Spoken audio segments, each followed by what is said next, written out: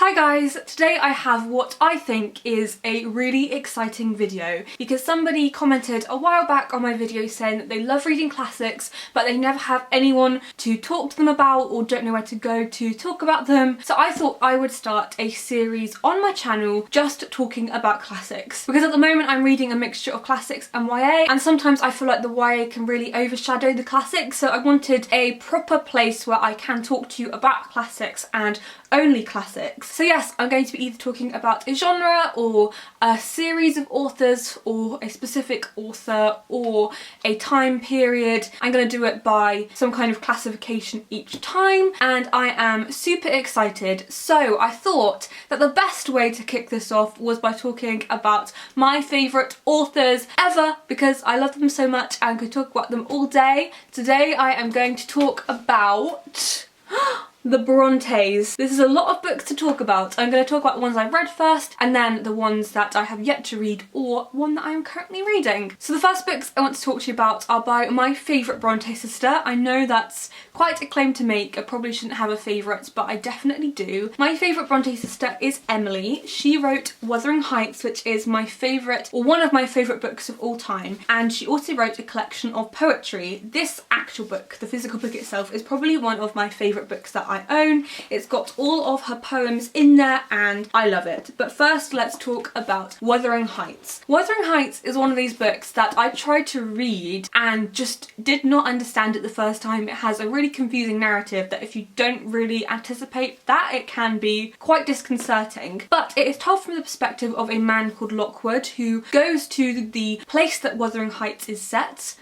Wuthering Heights. Wuthering Heights is set in a farm place called Wuthering Heights, and his landlord is somebody called Mr. Heathcliff. It is all about Lockwood finding out the story of Heathcliff's past, as he was an orphan and he was taken in by a man who already had two children, one of who is Catherine. They have quite a weird relationship, Catherine and Heathcliff. It's a seriously weird book and it's really wild, and you can really tell why people at the time thought it was just the most horrific thing they'd ever read, because it's so different to a lot of other Victorian fiction. It goes completely against what was acceptable at the time, but I really love it. My favourite thing about it is probably the wild landscapes and how the landscape feels like it is a character as well as the human characters in the book. It is one of those books that you really need to read when it's gloomy and rainy outside. My favourite time to read it is during November because you then get what I like to call the Wuthering Heights experience. It is a book that I think everybody should read. Not everyone is going to like it. I find that either people love it or hate it. It's like Marmite. There is no in between with this book. You either like it or you don't like it. And I absolutely adore it. I can't wait to reread it soon because it is a book that I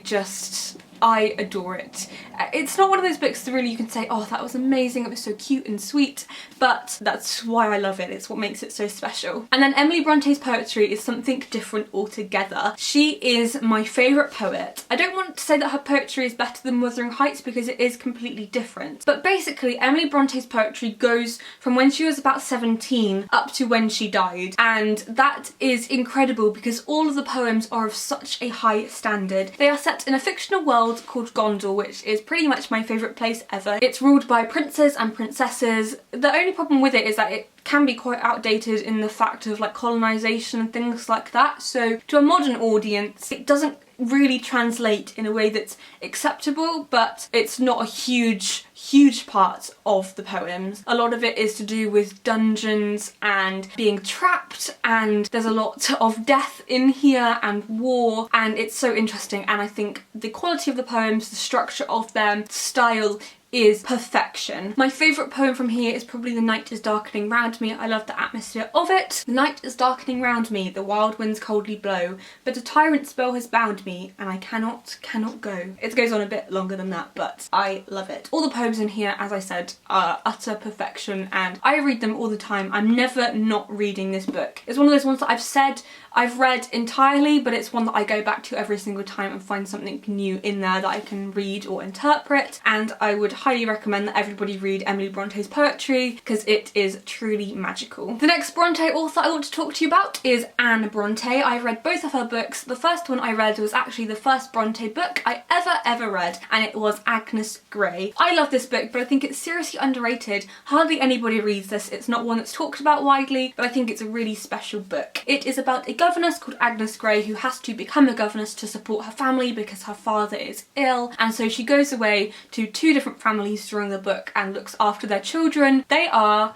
awful children, and I would scream if I had children like that to look after. Agnes is a saint with them, basically. It is a really lovely book. I actually filmed a review of this when I read it, and then I never uploaded it, so maybe I should upload it with the caveat that I did film it ages ago, but I love this book and I wish that more people would read it. It's an interesting one to consider because Anne herself was a governess when she was alive, and so it is very easy to read it as an autobiographical work, but I'm not really sure if we should do that because I think that it's quite dangerous to do so, and then you assume things about Anne's life that may not be true. But I think that there must be some things in here that align with Anne's experience as a governess because it is just so realistic, and when you read it you can tell that she knows a lot about her subject. The book actually does open by Anne, or Agnes, saying, "All true histories contain instruction, though in some the treasure may be hard to find, and when found, so trivial in quantity that the dry, shriveled kernel scarcely compensates for the trouble of cracking the nut. Whether this be the case with my history or not, I am hardly competent to judge. I sometimes think it might prove useful to some and entertaining to others, but the world may judge for itself. Shielded by my own obscurity and by the lapse of years and a few fictitious names, I do not fear to venture, and will candidly lay before the public what I would not disclose to the most intimate friend." Anne has such lovely writing style, and if you're watching this and have read the other Bronte books but haven't read Anne, then I would definitely recommend reading Agnes Grey. And then the other Anne Bronte book is The Tenant of Wildfell Hall, which I think is stunning. I don't know if it's my favourite Bronte book because I do love Wuthering Heights and I do love Agnes Grey, but The Tenant of Wildfell Hall is just something else entirely. Anne writes realism, whereas in Wuthering Heights Emily is writing in the Gothic genre, and in Jane Eyre Charlotte is writing Gothic literature too, but Anne's ability to make you feel like these events actually took place and how they just feel like they are really innovative and subversive literature. I think that's the special thing about them. The Tenant of Wildfell Hall, one critic described as the moment that Helen, the main character, slams the door in her husband's face is the moment that feminist literature was born, and I actually completely agree because this is a staple piece of feminist literature for sure. It's about a woman called Helen who leaves her husband and runs away with her child because he is abusive, he's an alcoholic, but I think that the way that Anne writes him is that you're not really sure at the start if he is as evil as he's meant to be, and he's charming and he's got so much character, but that's what makes him so abusive and what makes him such a bad person. And I liked those conflicting emotions because you feel them just as Helen is feeling them, and Helen is one of these characters that I really love. I only read it last year for the first time, but it's definitely a book that I'm going to be rereading lots and lots in the future. I would highly recommend it if you haven't already read it. And now on to Charlotte. I have read Jane Eyre, I'm currently reading Shirley, and I have 2 of her others to read. So let's start by talking about Jane Eyre, which is my least favourite Bronte book that I have read so far. I unfortunately don't like it as much as many people do. I really enjoyed the start bit, but it did take me a really long time to read because it is one of the bigger Bronte books. It is about Jane Eyre, who again is a governess, a bit like Agnes Grey is, but it's a very different book to Agnes Grey. So Jane Eyre is an orphan, she lives with her aunt, and when her uncle dies she then goes to a school called Lowood, which in fact some people think that is mirrored on Charlotte Bronte's own experience at school at Cowan Bridge School, where in fact her 2 older siblings died. They caught illnesses there and then died a few months later from them, and it was a really horrible experience and I think really shaped all of the Bronte's lives. So Jane becomes a governess to a little girl called Adele, who is really cute, and Adele's minder is a man called Mr. Rochester, who is supposed to be a dreamy character, but I hate him. How can anyone find him attractive? He is horrible. I don't like him. Not as much as I hate Heathcliff, but you're supposed to hate Heathcliff, but I feel like Charlotte really idealises Mr. Rochester and I don't like it. It's not my favourite. I don't think that Charlotte is the most talented Brontë.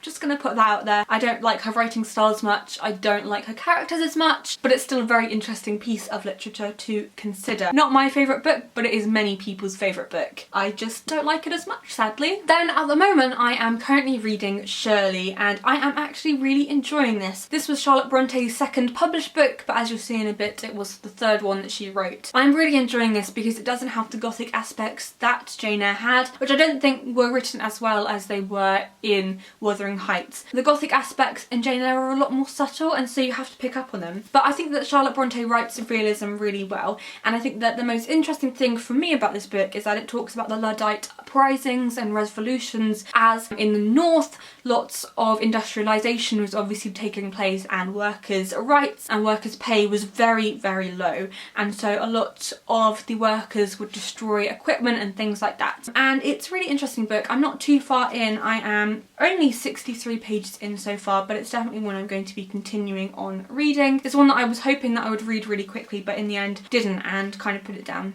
in favour of some other books, but it is still very good. I find that Charlotte's books are really slow going. I read Wuthering Heights in like 3 days, I read Agnes Grey really quickly, and I read The Tenant of Wildfell Hall really quickly, but I just can't spend a lot of time reading Charlotte's books. I have to read them slowly and gradually. We'll see when I finish this, but I'm looking forward to reading the rest. I don't have a lot to report because I haven't really got into the main plot yet, but I will be talking about it once I have finished it. And then there are the 2 remaining books that I haven't read yet, which actually are 2 very good ones because they are a little bit related. So the first one is The Professor, which was the first book that Charlotte wrote. She wrote it at the same time that Emily wrote Wuthering Heights and Anne wrote Agnes Grey. The other 2 were picked up and published, but The Professor wasn't. So when The Professor was turned down for publication, Charlotte then wrote Jane Eyre, and the publication of Jane Eyre was what made the publishers of Wuthering Heights and Agnes Grey publish those 2 books because they were taking ages to do it. And then suddenly Jane Eyre came out, it was a massive success, and they finally decided to publish it. So I suppose we should be very grateful to Jane Eyre. But The Professor was her first book. It wasn't the best of her books. It wasn't published until she died. Both The Professor and Villette draw on Charlotte's experiences in Brussels when she went there to study and fell in love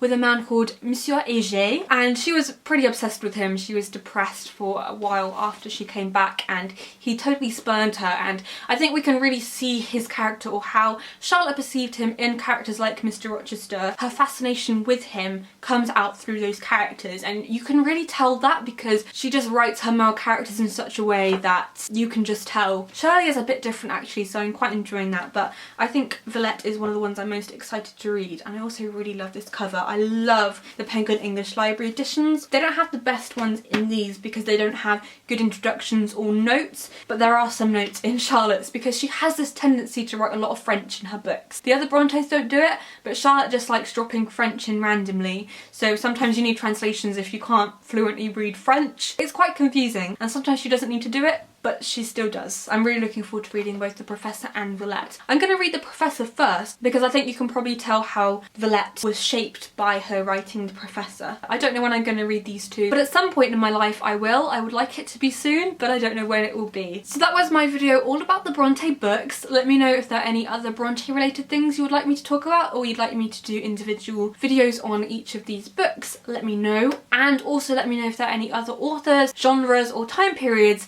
that you want me to talk about in my classic series, because I'm really excited to get started on it. I hope you enjoyed this video and I will see you guys soon. Happy reading!